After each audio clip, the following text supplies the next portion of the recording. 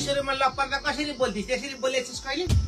तिमीसँग मिठो बोल्नलाई त तिम्रो बिहोरा पनि गतिलो हुन पर्यो नि त नबोलेर मलाई केही फरक पर्दैन मसँग मिठो बोल्ने मिठा कुरा गर्ने मैले यही भेटिसकेको छु अब म यहीसँग बोल्छु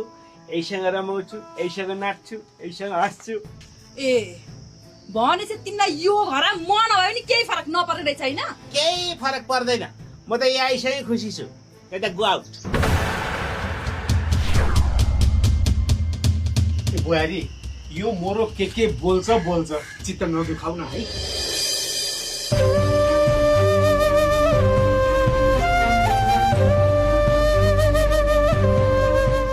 ए बुहारी यहाँ स्याही भनेर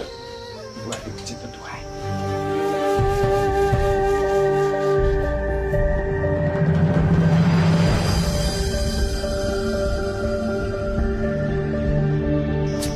ए बुहारी